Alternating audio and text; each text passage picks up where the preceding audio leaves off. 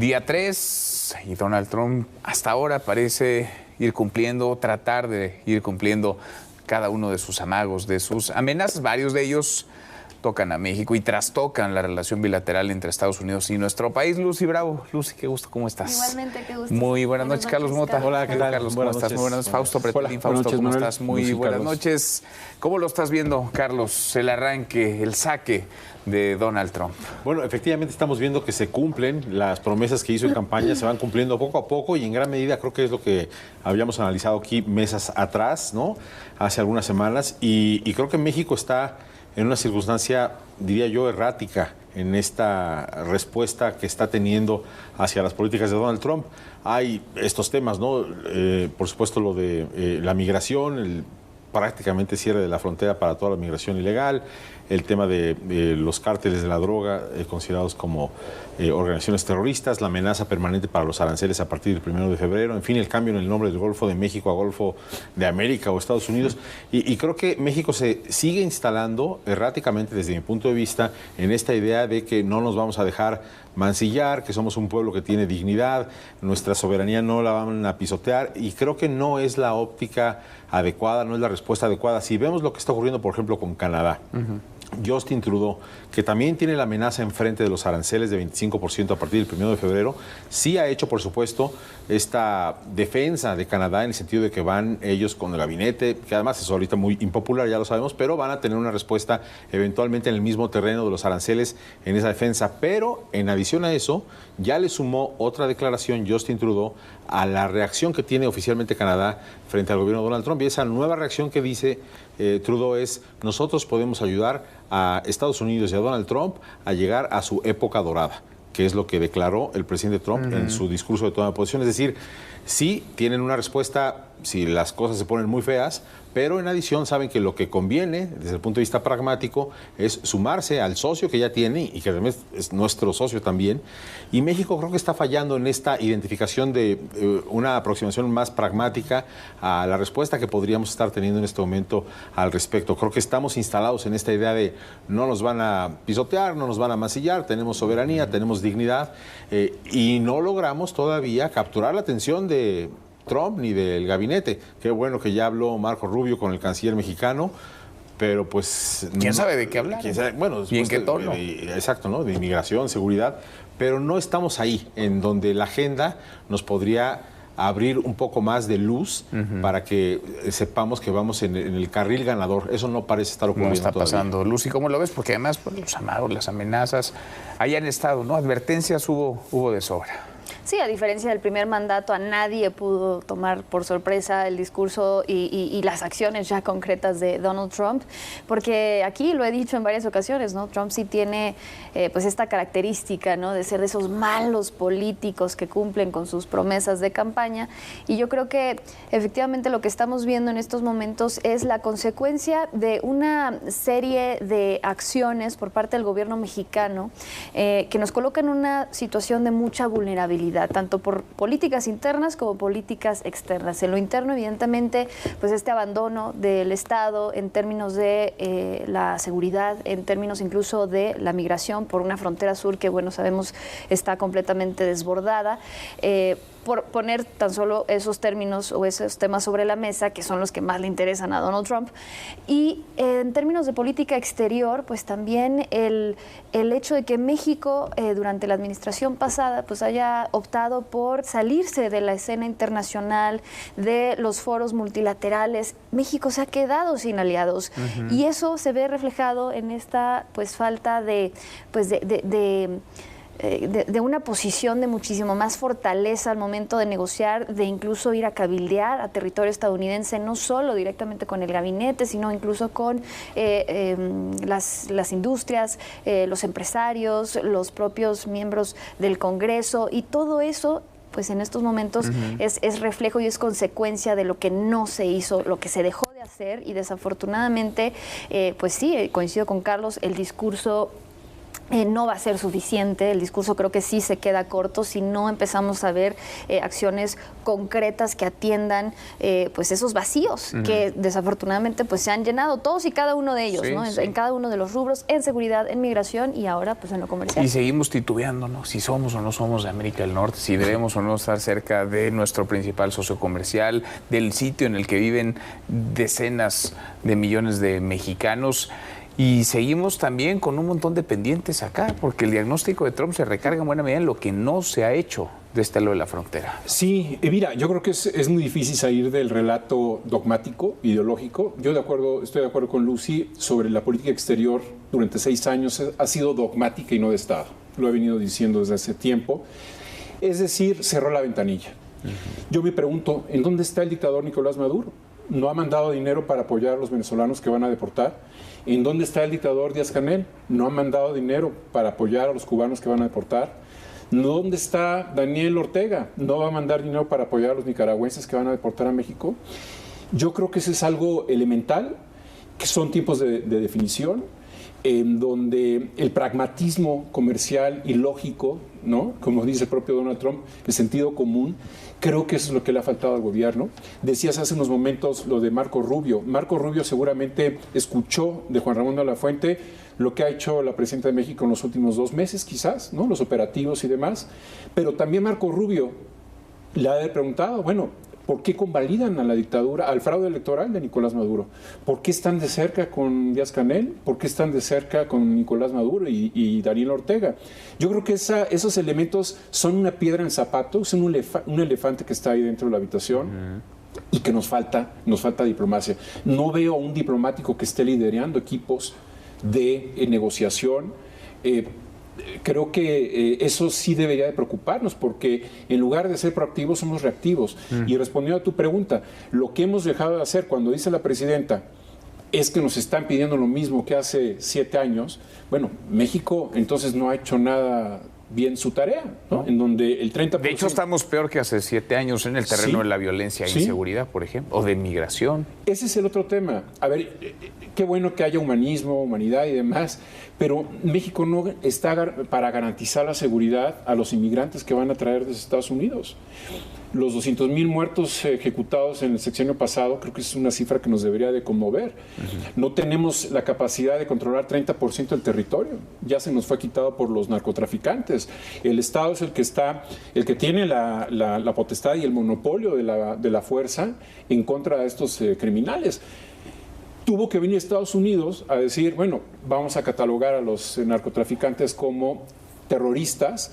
Ya lo había previsto desde el 2023. Senadores republicanos le dijeron, cuando secuestraron a 4 estadounidenses en la frontera y 2 de ellos los mataron, 2 republicanos senadores dijeron, es necesario que se caracterice a los narcotraficantes, catalogue como narcotraficantes. Sí, terroristas. La presidenta Sheinbaum efectivamente está minimizando estas solicitudes que hace Estados Unidos ahora al gobierno de México, diciendo esto fue ya lo mismo que se pidió en la época del primer mandato de Donald Trump, pero lo cierto es que si lo hubiéramos resuelto, no nos lo estarían pidiendo, porque ya estaría resuelto totalmente eso. A mí me preocupa algo aún más trascendental de largo plazo, que ya lo había comentado acá, y es el tema económico, porque la amenaza del reshoring es muy grave para el nearshoring, y me voy a explicar.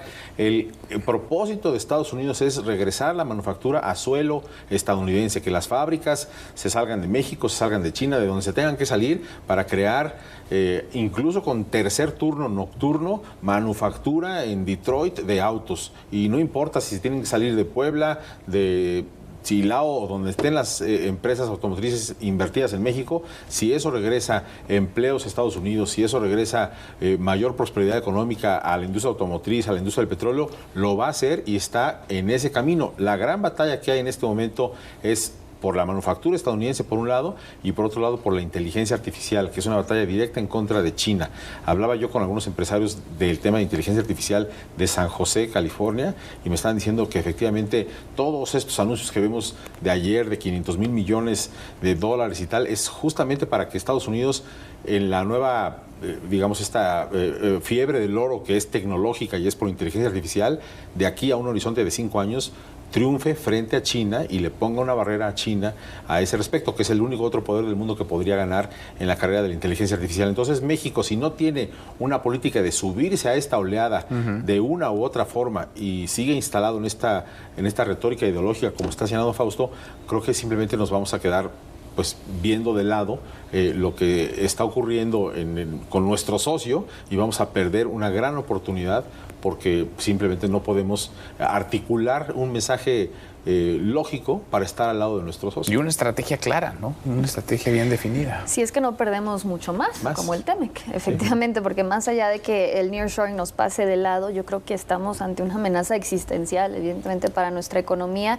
Y yo sí quisiera señalar que, así como en estos temas que hemos puesto sobre la mesa, especialmente el migratorio me parece sumamente grave, porque sí tenemos entre manos una crisis humanitaria, creo, sin precedentes y muchísimo más grave ya de por sí de lo que se vivió quizás en su momento en la primera presidencia de Donald Trump, porque por un lado hay un doble rasero en el discurso oficial, en el discurso del gobierno mexicano. Se exige a la frontera norte, al gobierno de Estados Unidos, orden, respeto, un trato humanitario, mientras que en la frontera sur han dejado efectivamente y en los hechos y de facto a los migrantes a su suerte, a la buena de Dios. A los migrantes y a los mexicanos también. Y a los mexicanos sí, pero especialmente yo sí me quiero detener en ese punto en la frontera sur porque quien gobierna ahí es el crimen organizado.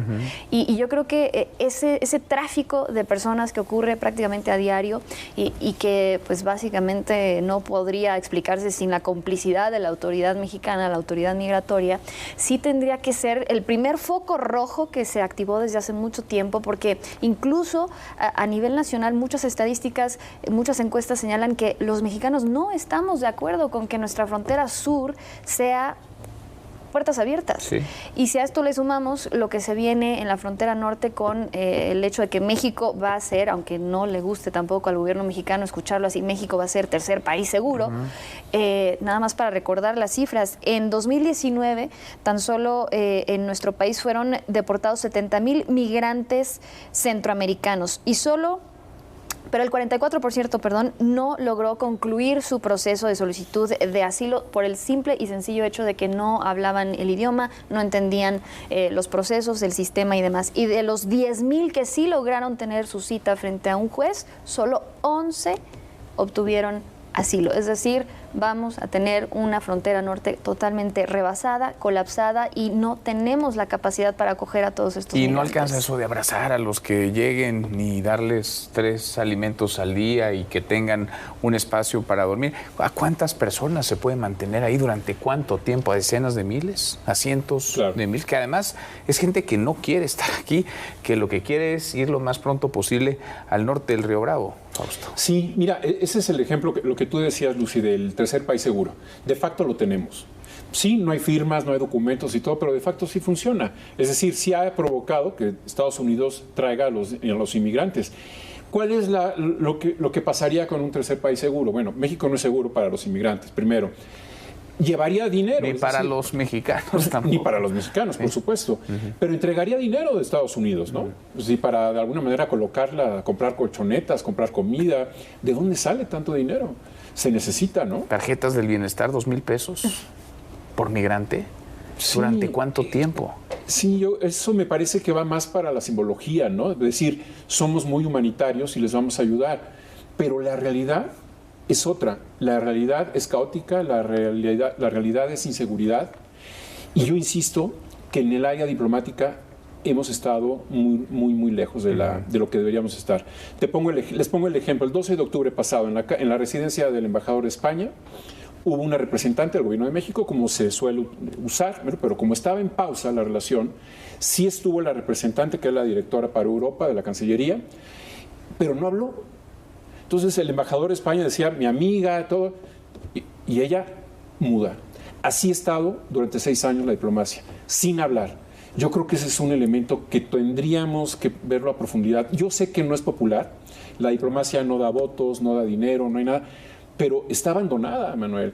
No podemos tener a Rutilio Escandón en Miami, por ejemplo, en una crisis como la que está viviendo ahora. El exgobernador de Es Chiapas, totalmente errática la política exterior y ahora la política comercial parece que también, porque pues hoy la presidenta Sheinbaum desmintió lo que dijo la presidenta de la Comisión Europea, Ursula von der Leyen, hace 5 días, en el sentido de que ya había una conclusión exitosa de la negociación del acuerdo comercial para modernizarlo entre México y la Unión Europea, y en Europa lanzaron las campanas al vuelo, bravo, ya tenemos la negociación concluida, y hoy la presidenta dice que eso pues prácticamente no es cierto, ¿no? Porque la negociación sigue ahí, se está sacando el capítulo energético porque es nuestra soberanía y que todavía hay mucho trabajo que hacer con los europeos para concluir eso. Entonces, queda este sabor de boca de que todo el tiempo México quiere quedar bien con todos y al final pues termina no teniendo aliados, ¿no? Como ahora Europa pues va a quedar en un limbo en ese acuerdo comercial con México. Tenemos el acuerdo vigente desde el año 2000, ya muy viejo, y no tenemos ni siquiera la posibilidad ahora de hacernos de ellos como